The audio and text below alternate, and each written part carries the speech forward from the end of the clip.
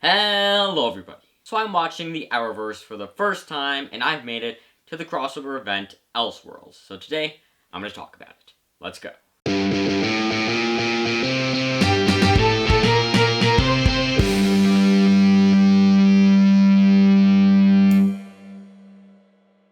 So this video is probably going to be shorter than the other videos I made talking about the seasons and the crossovers, because there's really not much to talk about here. It's very simple. It's just kind of about the novelty of the premise of having, changing reality, having Barry and Oliver switch places, going into this reality where Barry is the Green Arrow and Oliver is the Flash, and them both being the only people who, know that something's different.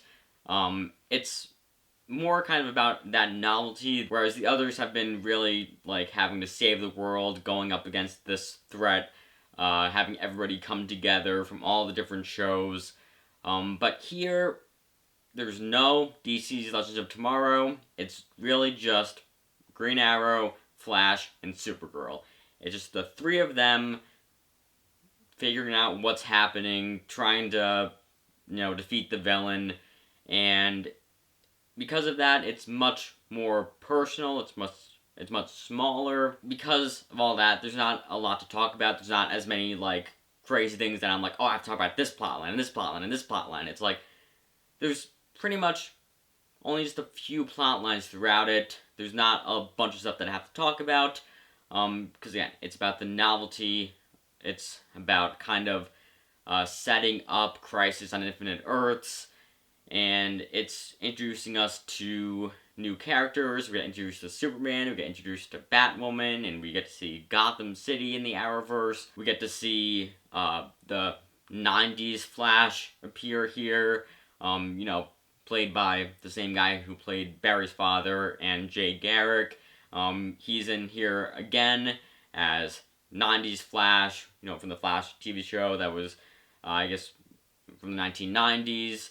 We get, again, he's here, and it's just a lot of fun. It's a lot of fun with all of the different things you can explore with, again, with this Elseworld stuff, changing reality, how different things are different. It's less about the actual overarching plot of the crossover and more about the characters. It's very character-based, and it focusing on the character interactions between Oliver, Barry, and Kara. I'm the Green Arrow. Wear a mask.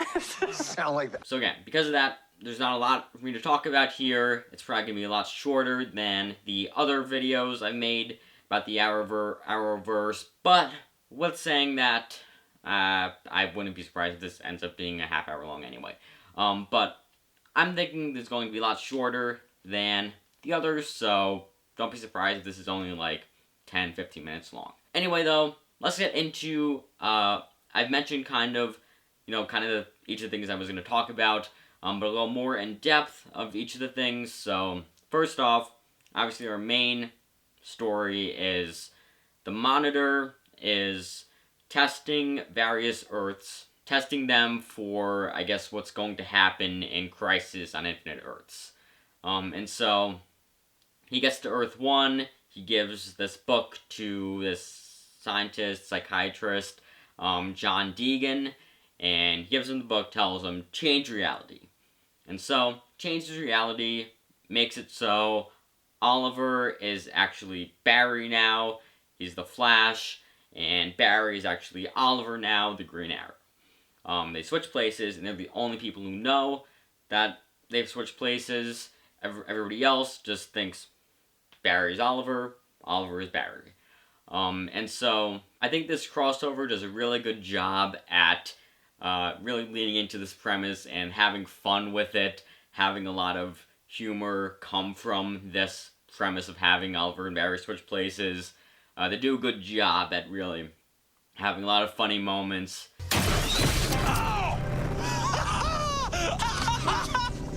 I've been waiting 4 years for that, man! But they also have this thing happen where they have Barry and Oliver have to teach each other how to be each other. Barry has to teach Oliver how to be the Flash. Oliver has to teach Barry how to be the Green Arrow.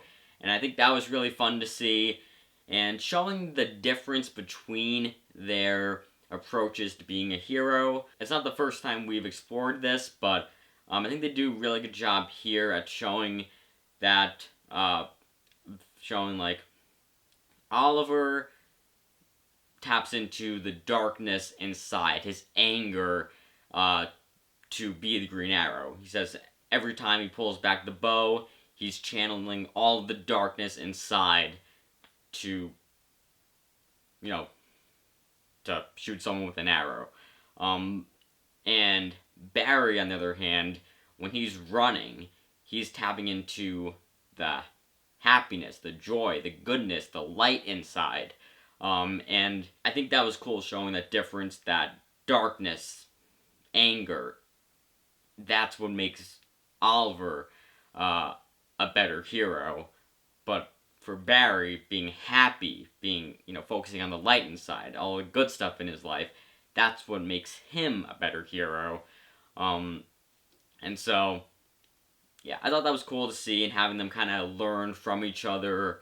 I think both of them, really throughout, I think, the entire Arrowverse, I think their relationship has always been done well. Their ability to kind of learn stuff from each other, learn from each other how to be better heroes, and take that into their own shows. I think they've always done a good job with that aspect of their friendship, and so yeah, I really enjoyed that here, and I think they did a really good job with, again, this premise of having Oliver and Barry switch places, with the funny moments and with exploring this really interesting concept of what makes each of them different. But now move on to, we get to see Gotham City in the Arrowverse, which was really cool.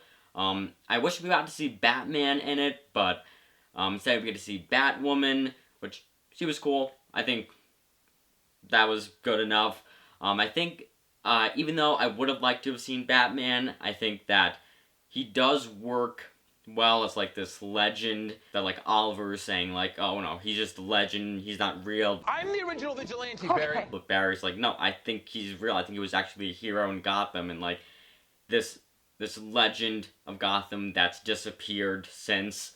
I think he works well as that, even though I would have loved to have seen Batman here. Also, of course, Oliver is very, very similar to Bruce Wayne. The Green Arrow is very, very similar to Batman. I'm the original vigilante, Barry. So, I think, to have Batman in the Arrowverse would be kind of getting too close to Green Arrow. I'm the original vigilante, Barry. It would kind of take away from what makes him, stand out in the Arrowverse. Like, he's the original vigilante, Barry. Rich playboy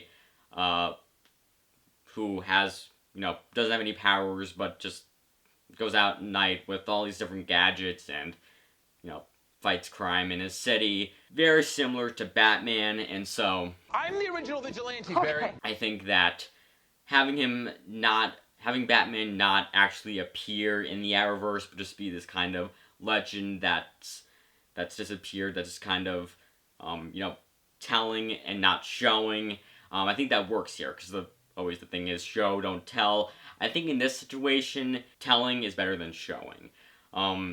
So, yeah, I think, again, as much as I would have loved to have seen Batman here, I think they made the right call of, not actually showing Batman and going the route of Batwoman and having Batman just be this legend.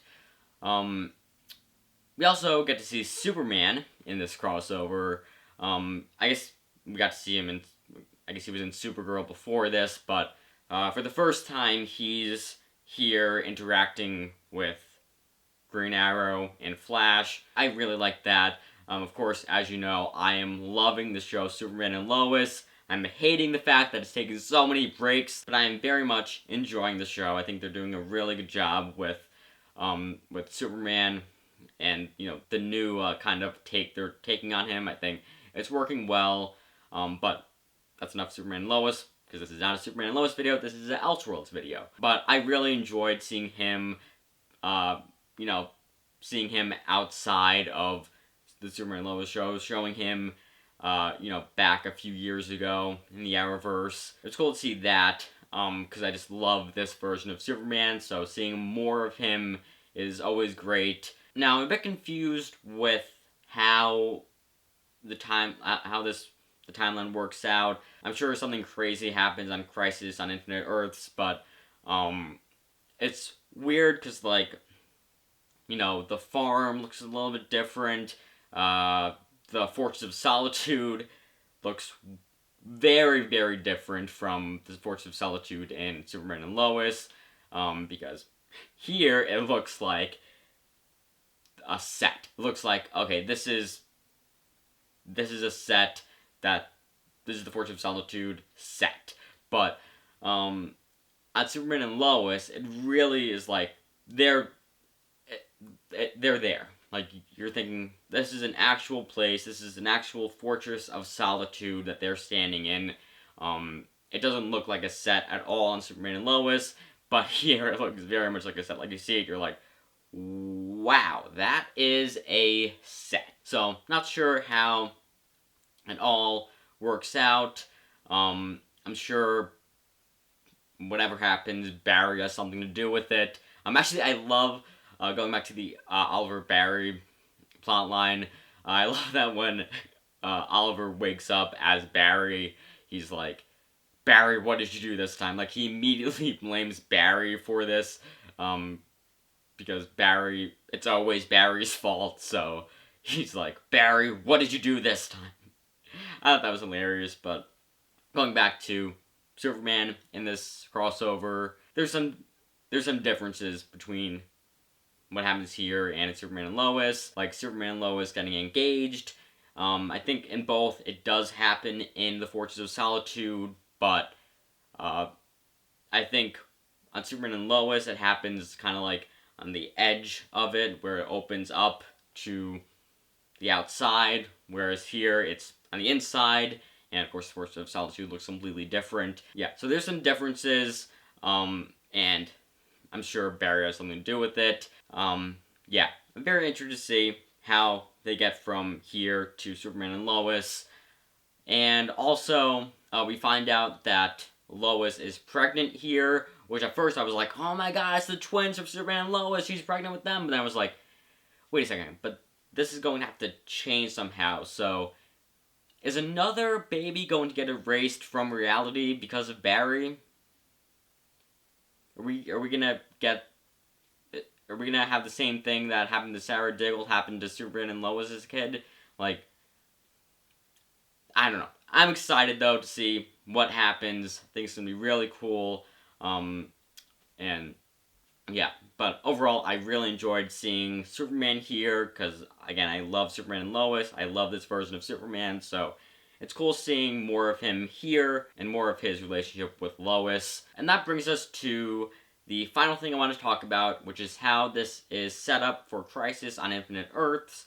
So, as I mentioned earlier, the Monitor is testing all the different Earths to see if they are ready to go up against whoever the villain is of Crisis on Infinite Earths, and getting them ready for it. And so, again, he gives the book to John Deacon. He changes reality once, having Oliver and Barry switch places, but then he changes it again, makes himself Superman, and has a bunch of the other heroes work for him, and makes himself look like a hero, and so he has to get taken down by Barry, Oliver, and Kara. Part of the way they have to take him down is Barry and Kara have to run opposite directions around the Earth to stop time, but in doing that, they apparently are supposed to die, because Superman is able to look into the future when he gets hold of the book, and he sees that they go, they do that, they go around the Earth in different directions, and they end up dying because of that. And so that's kind of what's destined to happen here. But then I guess Oliver makes this deal with the Monitor, and he's able to save Barry and Kara with whatever he says. Very interested to see where this goes. It was cool to have that moment where Oliver goes and confronts the Monitor and is like, listen, I bet nobody has ever confronted you like this, and I think you're making a big mistake. Your big plan for getting all these Earths ready is to kill the best heroes. Like, that's a bad plan. Not a great plan. This, I guess, shows the Monitor that they're ready, and so he's able to let Barry and Kara live. And so I'm very interested to see if that's kind of what just happened there, or if there was more, if there's more to this. I'm excited to see where this goes. I'm very excited for Crisis on Infinite Earths. I think that's going to be great. Overall, I think that this crossover, Elseworlds, was really fun. It wasn't the biggest crossover. It wasn't, oh, we have to get everybody together to save the world, to save the universe, to save the multiverse. It wasn't that. Of course, ultimately they did have to come together to save the world, but it wasn't everybody. It was just Team Arrow, Team Flash, Team Supergirl. It wasn't even the entirety of their teams. It was just few of them together from the different shows coming together to defeat the villain, save reality. But besides that, most of it was very character-based, very much focusing on the character interactions, what makes Barry and Oliver different as heroes, having them learn from each other, and yeah, I thought it was great. It was really fun. They really did a good job exploring the the fun stuff they could do with the premise of it. And of course, they could have always went bigger, crazier, had crazier things happen with the premise, but I think for what they did a really good job with it, and I thoroughly enjoyed this crossover. But anyway, though, those are my thoughts on the crossover event, Elseworlds. Please comment below your thoughts on it, and remember to give this video a like, subscribing to the channel, and maybe check out some of my other videos. And with that said, that's a wrap.